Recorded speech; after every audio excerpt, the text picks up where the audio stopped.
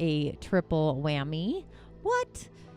We've got the sun moving into the season of Aries, Saturn entered Pisces, and we have the spring equinox, and then we have Pluto moving into a new home 3 days later.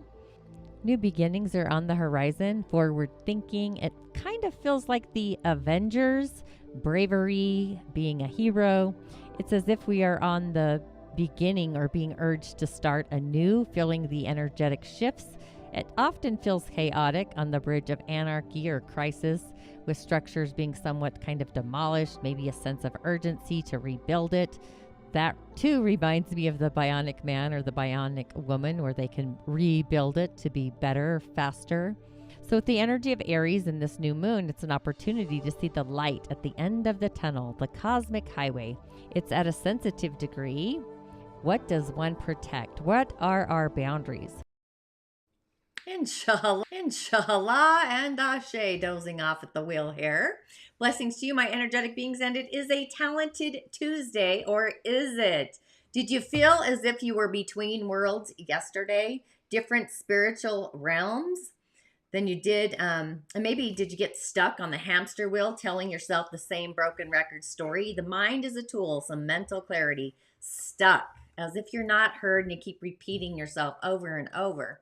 So while we're waiting for people to hop on to the live stream, listen to the replay, take a breath and a pause and just climb into your essence, your body, your being embodied. So with our beliefs and our feelings kind of working in tangent, streaming in the streams, if you will, to not only excel our visionary field, but also to expand the fields, the auric fields. What is your gift? What is your purpose? That's what on the spotlight today, or on the stage between the emotional fields, the emotions themselves, and our sacral channel or center, along with our spiritual heart, our truths, just assisting our solar plexus, the mind to really understand, to have an inner knowing, a deep inner knowing of our innate spiritual mission, a greater spiritual purpose. So you could say all hands on deck, scrubbing the energetic fields along with your sacral center, your shaman's portal, along with your solar plexus, and of course, always the heart, right? We've got to cleanse those heartstrings, along with maybe some angelic beings, archangel symbols, animal totems, ancestors, kind of all of the spiritual exercises. They're kind of being opened up to a higher awareness, a heightened state. The moon entered the season of Sagittarius yesterday, so Jupiter's energy is also excelling and expanding our adventurous emotional container, if you will, with this cosmic awareness of spirit, our higher self. We even have Uranus innovating, moving to the degree of really opening up our heart space, our spiritual heart, InSpirited heart to spirit. So my wish is that you truly, authentically are beginning to understand your own personal, innate, spiritual, ancient wisdom, and that you are actually smart enough. You are enough spiritually. There's no need for a certificate in the physical world to post on a wall. This is a feeling, a scribe that's already been written on the heavenly wall or on that altar in the realm of spirit. Our intuitive gifts and channel and those abilities might actually feel very unfamiliar, rather odd, indifferentiated on this intuitive energy kind of frequency day. Odd, especially with our root channel open, our ego just opening the channels up to a higher otherworldly communicator, if you will. Universal streams really have a better connection, a conduit to God, universe, the great spirit, whatever name you choose to give the oneness. So it's a great day to do a song, a prayer chant, chanting in the shower, singing while you're driving down the road, receiving those intuitive messages, getting spiritual guidance through your heart, the high heart. And the heart is really ready. It's ready to sing a new spiritual note, a new tune.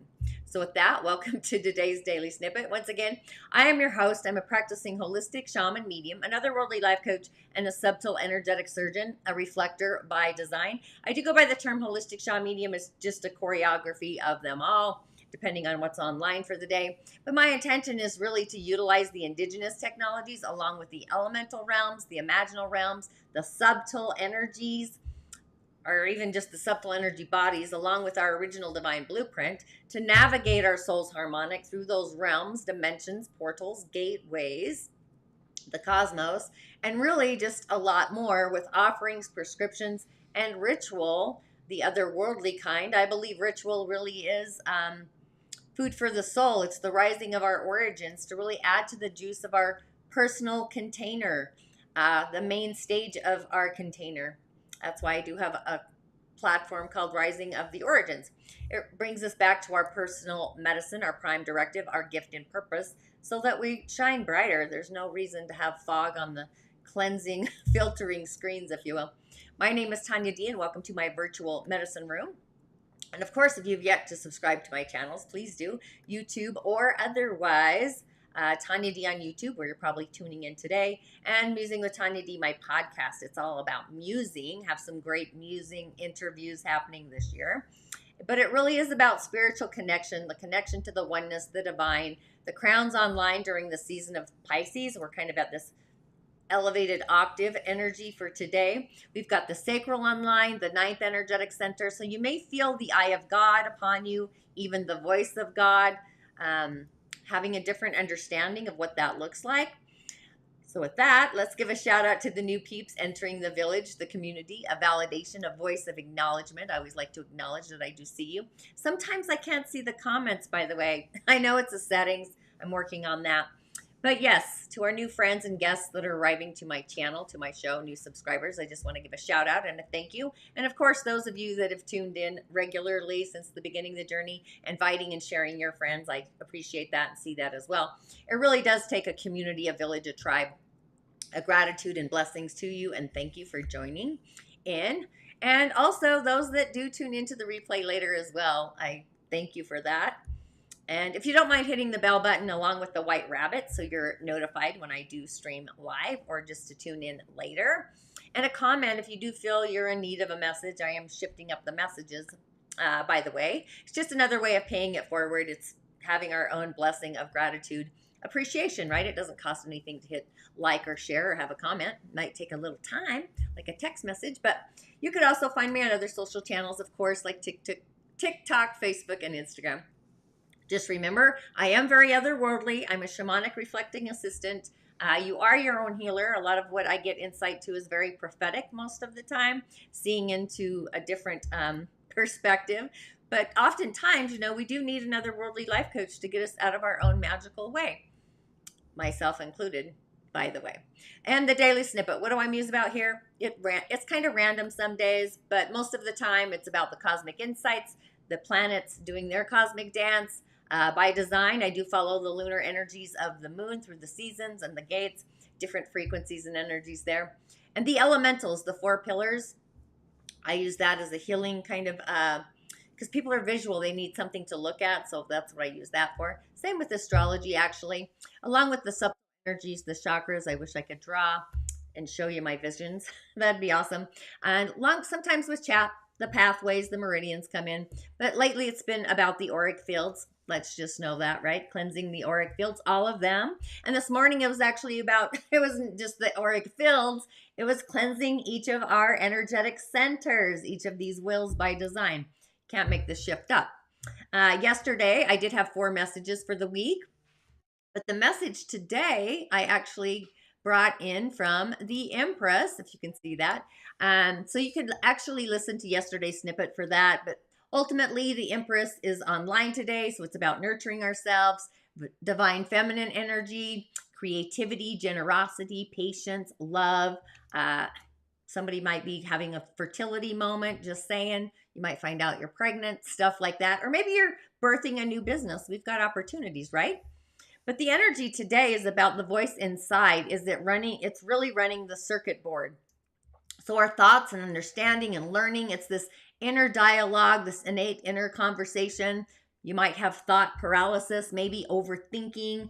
Things are dominating the mental and the causal fields, the solar plexus, demanding our attention. So if your mind is literally running amok, going in the negative thought loop, or stuck in a paradigm, you're literally repeating the same message over and over on the broken record or that hamster wheel.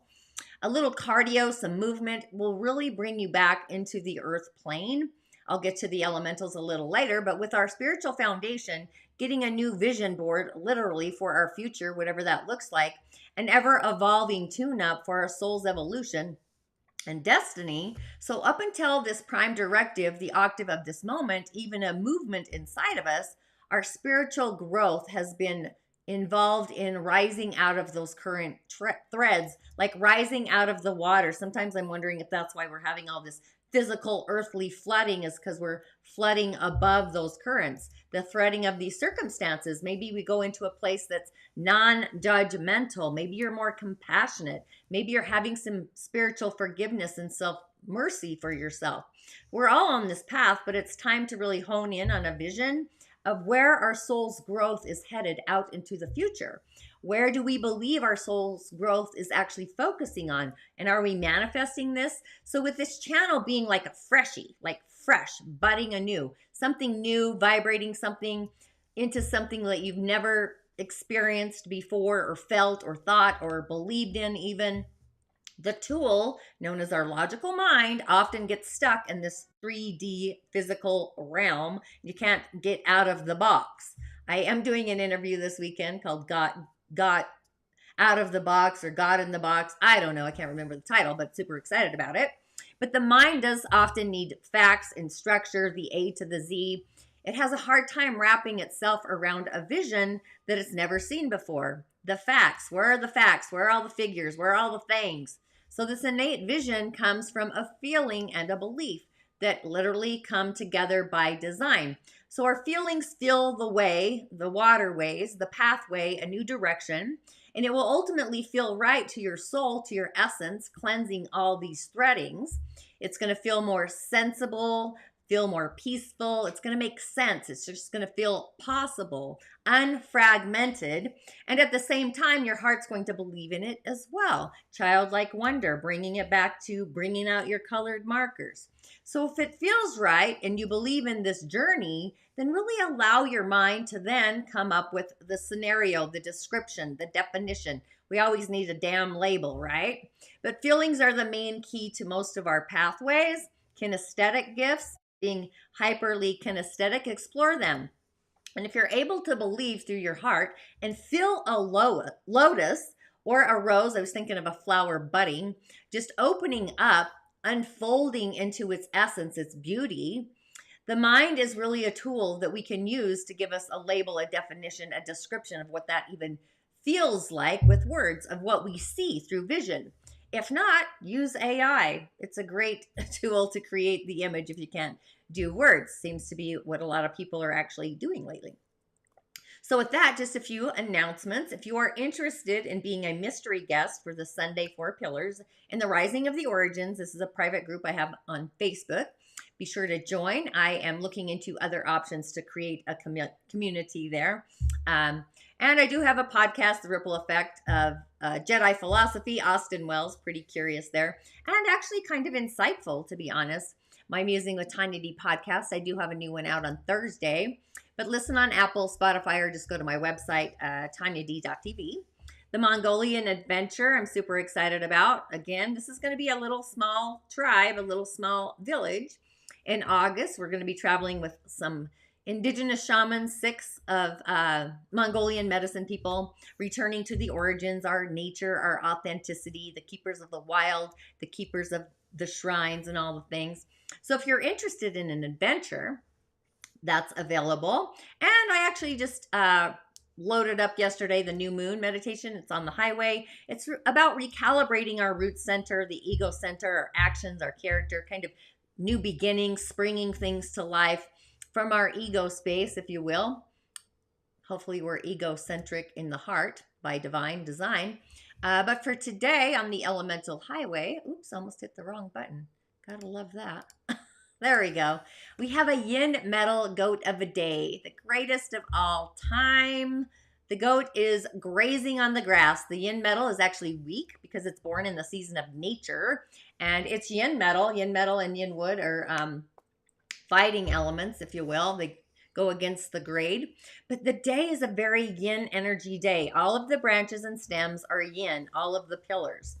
So it's not really a healthy idea to have our thoughts go down to the rabbit hole. I would journal, I would exercise, anything that brings out the yang energy, movement, activities, and giving our mind a job to do, something to reflect upon. The goat is actually an ally to our day. It's an energy, it's a resource, it's a support system. The earth houses metal or minerals, right?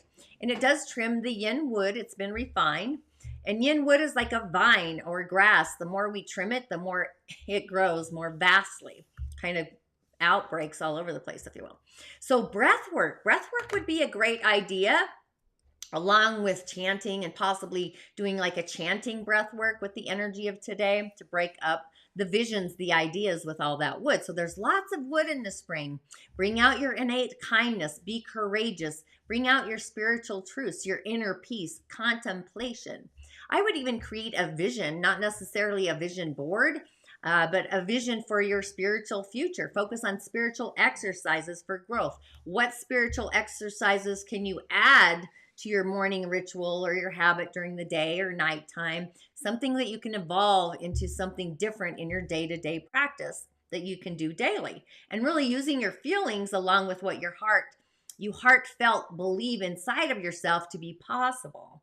Usually it's otherworldly for myself. It's fractals and all kinds of things right now, but you may come to a greater knowing, a greater understanding, maybe even a understanding of a mythology that wasn't really a myth. Come to see a vision, a new possibility, even possibly prophetic, something of importance, a new meaning in the direction of your spiritual future, what that looks like. It's going to be individual. And you're going to know or have this inner knowing when you're on the right track or the pathway. You're not going to be at a crossroads you're going to be heading in I would call it the faith-driven direction. So when you have a sense of our purpose, which should be honorably felt, it's the metal energy, honor, right? Your honor, the judge and the jury. So visions that may come on an energy like today, just feel into them and navigate your feelings. And if it's possible to believe it, and then you have an understanding or an inner knowing, it's the path. Those types of things generally last an entire timeline or a lifetime or a new prophetic chapter of your spiritual story.